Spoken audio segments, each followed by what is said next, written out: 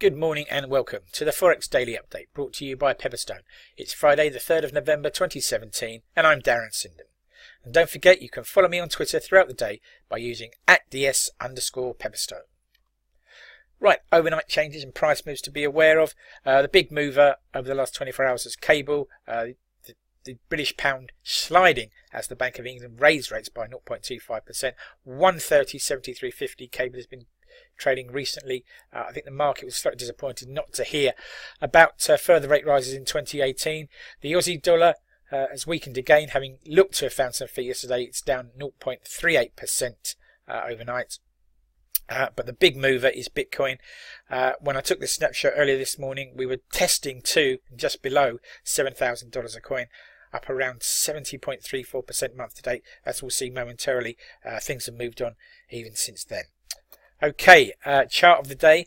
What next for Bitcoin as it breaks new ground? And in fact, as we can see, just a short while ago, Bitcoin had broken through the $7,000 a coin barrier, was trading up at $7,262 per coin.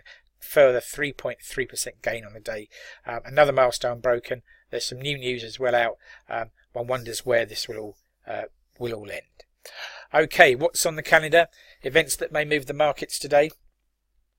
We've had a couple of important data points out of Asia already. We had Australian retail sales for September, a slightly disappointing read, but we also had Caixin China Services PMI data for October, and that was a little bit better than anticipated. But all eyes really are on the US at 12:30 today, 12:30 instead of 1:30 GMT today for US non-farm payrolls and employment situation data.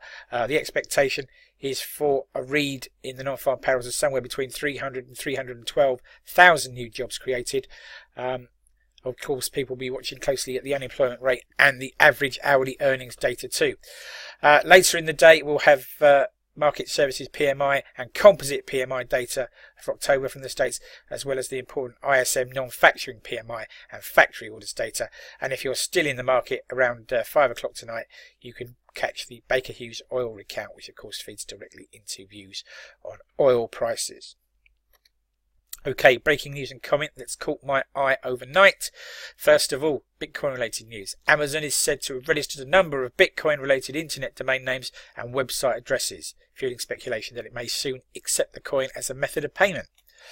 Asian equities marked time ahead of the key US unemployment data this afternoon, and as we saw, the Aussie dollar has weakened once more on the back of those disappointing retail sales numbers.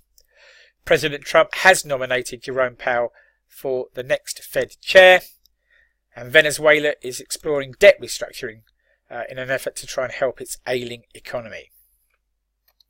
Right, food for thought, something to take away with you into the trading day and beyond. And why not think about this?